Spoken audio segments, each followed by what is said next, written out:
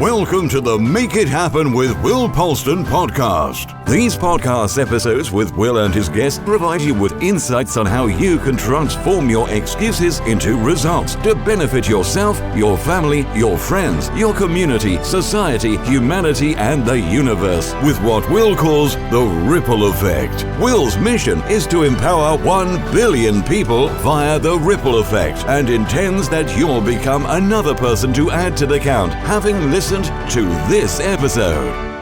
Hello and welcome to Make It Happen with Will Polston. I'm Will Polston. This is episode number 43, and in this episode we're going to be talking about raising your vibration, both how and why you want to raise your vibration, and specifically for the slightly more logically minded person, because I'll be the first to admit that the whole raising your vibration thing years ago I thought was a bit out there. It was a bit sort of woo-woo, and I would regard myself typically as a pragmatic, logical person. But over the years, as I've delved deeper and deeper past the surface level of personal development, things like setting goals and maybe a bit of time mastery, and I really study at more of a scientific level, the more I see the importance of it and really get to understand what it is. Now, vibration in essence is a state. That's really what it is. It's a state that you're in. Some people might deem it as an emotional state, and an emotion is simply a label that we put on a feeling, and a feeling is created typically from pictures in our mind and voices in our mind,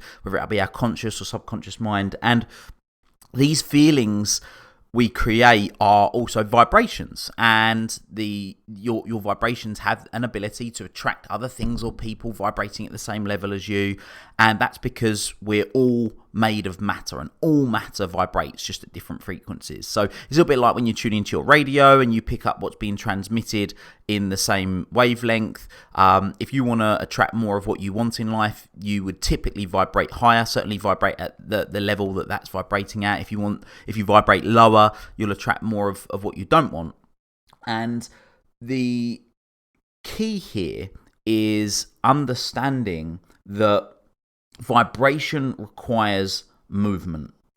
The more you move, the more you can raise your vibration. I don't just mean physically move. This could be move your thinking as well. Interestingly, Isaac Newton's first law of motion is that a body will rest and remain at rest, and a body in motion will remain in motion unless it is acted upon by an external force. And that external force for me could be a thought that comes into your mind, and then the way you think about that thought can determine that. It could be something that someone says to you, something that someone does, and we're going to be talking about some real practical ways of how you can go about raising your vibration as well. But one of the things that was developed, which I'm a huge fan of, is something called the Map of Consciousness, and it was developed by Dr. David Hawkins, and it explains this really, really well. So what he's done is he's mapped out different levels, which I'm going to explain what some of these levels are at the moment, what the energetic frequency is of these levels, measured on a logarithmic scale,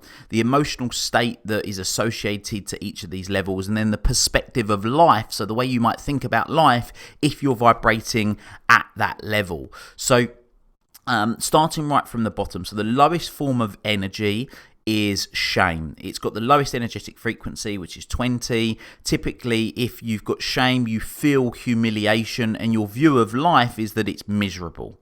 One level up from that is guilt. It's an energetic frequency of 30. You typically, the emotional state that you're associated with is blame. So you might be blaming someone else for doing something, or you might be blaming yourself, and the view of life might be evil. Now, I'm just going to explain the differences between shame and guilt, because there is a difference. So shame is when you perceive that you've caused more negatives than positives to yourself. Guilt is when you perceive that you've caused more negatives than positives to someone else.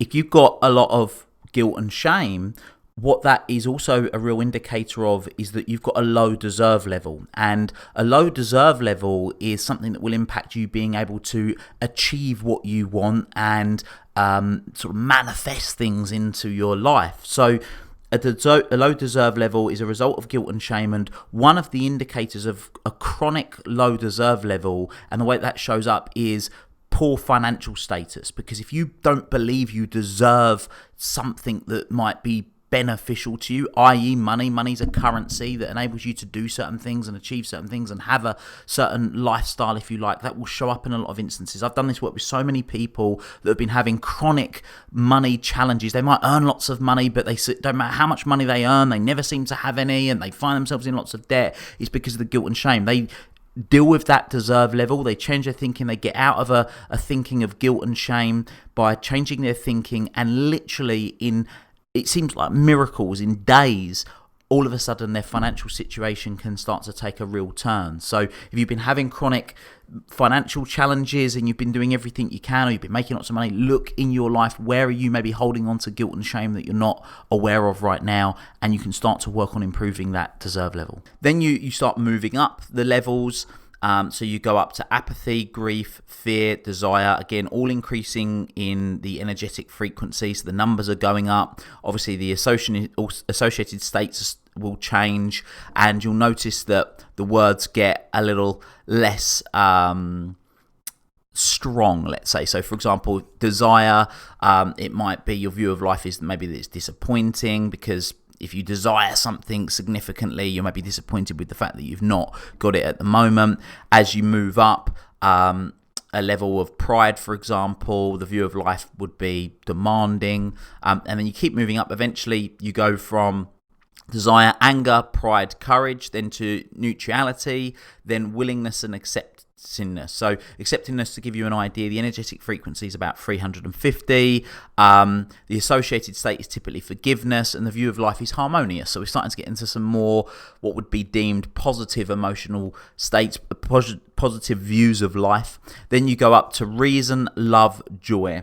So from reason, the view of life is meaningful, love is benign, joy is complete, and then the two highest levels is peace. So that's what the energetic frequency is 600, the associated emotional state is bliss, the view of life is that it's perfect, and enlightenment, the energetic frequency is 700 to 1000, the view of life just is. Now what's really interesting about when you get to the point of the view of life just being as it is that you're not associating meaning to different things. So there's not good, there's not bad, you're getting to that point where you're at perfect balance, and you've not put expectations on one thing or another being at a particular level. So rather than have one end of the spectrum being happy and one end of the spectrum being sad, or one end of the spectrum being positive, one end of the spectrum being negative, you're sort of right in the middle at the real border of each of those, which is when you will essentially be into a state of gratitude. That state of gratitude is unconditional love. The way it can be unconditional is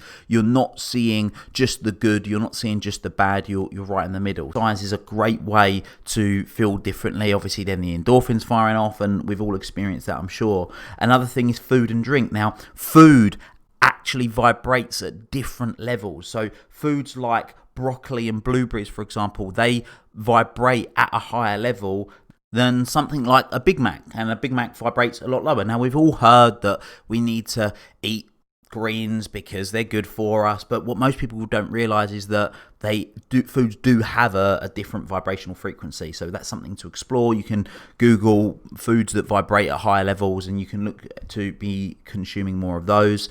Another great thing is meditation. Meditation is a great way to calm your mind, to allow the interference to not get in the way. I have an equation which I love, which is peak performance is equal to your potential minus pollution, and that pollution could be a number of different things.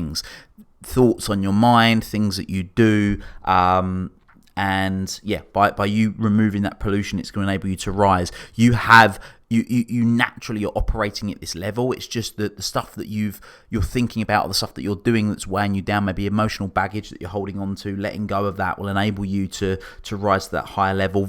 Meditation is a great tool that you can use to be able to do exactly that. So I hope you found it useful. Again, be mindful of raising your vibration. Think of the different ways that you can do it. Some of the things that we've touched on in this podcast, whether it's shifting your thinking, becoming more grateful, introducing different foods, being mindful of the things that you're drinking as well, and introducing meditation. I hope you found it useful. Until next time, make it happen. Thank you for listening to this episode of the Make It Happen with Will Polston podcast. Make sure you join Will's free Facebook group, the Make It Happen community.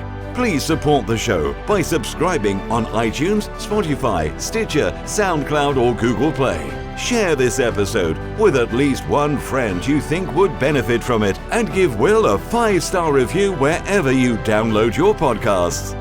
Until next time, make it happen.